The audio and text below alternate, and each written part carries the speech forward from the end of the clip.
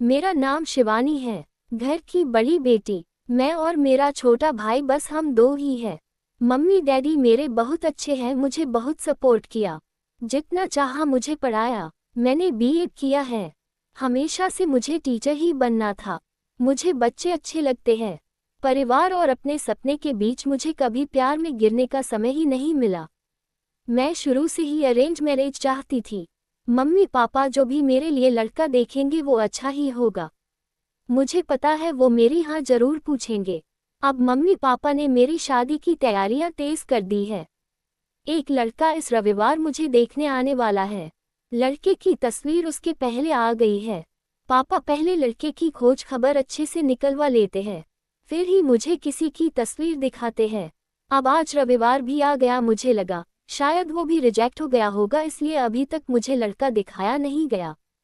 मैं सोकर उठी तो मम्मी मेरे कमरे में आई। बोली बेटा लड़के वाले आने वाले हैं, तू तैयार हो जा। बहुत ही शॉर्ट नोटिस में मुझे तैयार होने को बोला। लड़के वाले आ गए। मैं अभी भी किचन में हूँ, नाश्ते और चाय की प्लेट जमा रही हूँ। बाहर से मुझे बात करने की आवाज़ें सुनाई दे रही है। कुछ ही मिनटों के बाद मम्मी की आवाज़ आई। मैं बाहर ट्रे लेकर गई। ट्रे रखकर मैंने सबसे पहले उसके मम्मी और पापा को नमस्ते किया।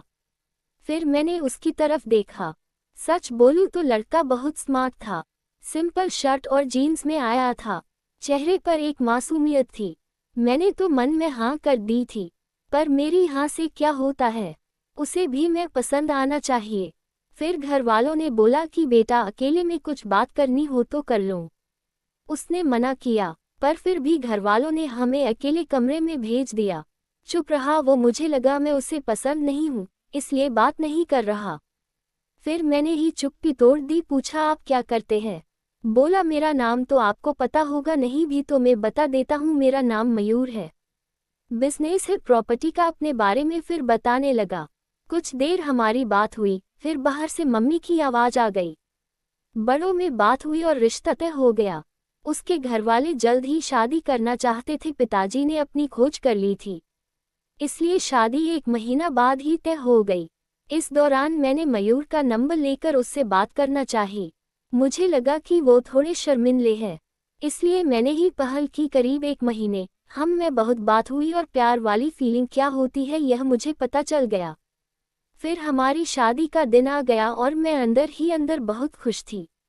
मम्मी पापा को छोड़ जाने का गम तो था, लेकिन मुझे लगा कि मुझे सही जीवन साथी मिल गया है।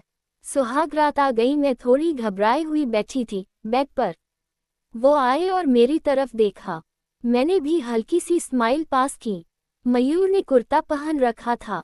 वो थोड़े घबराए लग रहे थे। मुझे लगा जैसे मैं नर्वस हूँ, शायद वो भी इसी तरफ होंगे।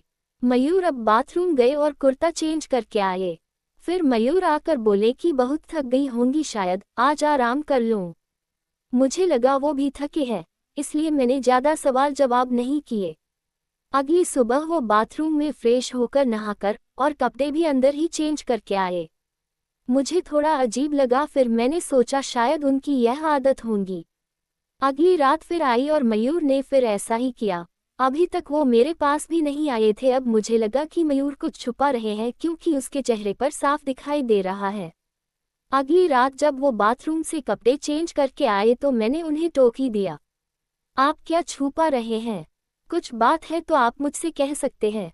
वो बोले बात तो है, जल्द ही तुम्हें पता चल ही जाएगी, पर तुम्हें शायद बुरा लगेगा। मैंने बोला आप नहीं बताएंगे तो ज़्यादा बुरा लगेगा। उन्होंने अपना शर्ट खोला और फिर उसे कुछ कहना नहीं पड़ा, मैं खुद ही समझ गई। उसके चेस्ट पर एक लड़की के नाम का टैटू था, रिया। अब मैं चुप हो गई और चुपचाप बेड के एक साइड पर सो गई। वो मुझसे बात करने की कोशिश करना चाह रहे थे, लेकिन फिर वो भी बेड के दूसरी साइड पर सो गए। अगले दिन मेरा मुंह उतरा हुआ था। मुझे इस बात का ज़्यादा दुख था कि उसने मुझसे यह बात छिपाई।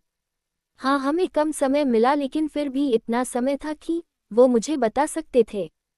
अगली रात वो फिर कमरे में आए। उसके आने के पहले ही मैं बेड के साइड पर सो चुकी थी। उन्होंने मुझे मेरी बांह पर हाथ लगाया और बोला तुम चाहो तो हम बात कर सकते हैं। मैंने बोला अब क्या बताओगे? वो बोले कि मैं उस लड़की से प्यार करता था। लेकिन रिया को हमेशा से विदेश में शिफ्ट होना था, इसलिए जब उसे मौका मिला तो वो चली गई। मैंने पूछा वो तुम्हें छोड़कर किसी और के साथ चली गई? वो बोले हाँ, मैं चाहता तो ये टैटू को साफ करवा लेता, लेकिन मैंने सोचा पहले तुम्हें बताऊंगा। तुम्हारी बातों से मुझे लगा था कि तुम समझोगी। फिर वो चुप हो गए। मैंने बोला तुम मुझे शादी के पहले भी बता सकते थे। वो बोले अगर मैं बताता तो क्या तुम शादी नहीं करती, और अगर अब भी तुम जाना चाहो तो जा सकती हो। मैं वही करूंगा जो तुम्हें अच्छा लगे। उस रात मेरा गुस्सा पता नहीं कहाँ चला गया, लेकिन थोड़ा डर भी था, कहीं फिर से झूठ तो नहीं बोल रहे मासूम शक्ल बनाकर। मैंने कुछ जवाब नहीं दिया। लगभग 3 महीने तक हमारी बात नहीं हुई। मैं भी अपने पापा की तरह उनकी परीक्षा ले रही थी। फिर एक रात मैंने उससे पूछा उस लड़की से ज़्यादा प्यार करोगे मुझे? वो बोले वो तो उसी रात हो गया था जब तुमने सच सुनने के बाद मुझे माफ़ कर दिया था। मैंने बोला मैंने कब बोला कि मैंने माफ़ कर दिया? वो बोले तो अब बोल दो।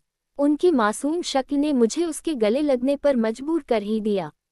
मुझे सच में अच्छा पति मिला है। आखिर अच्छे लोगों के साथ अच्छा होता है। तभी इनको रिया नहीं मिली।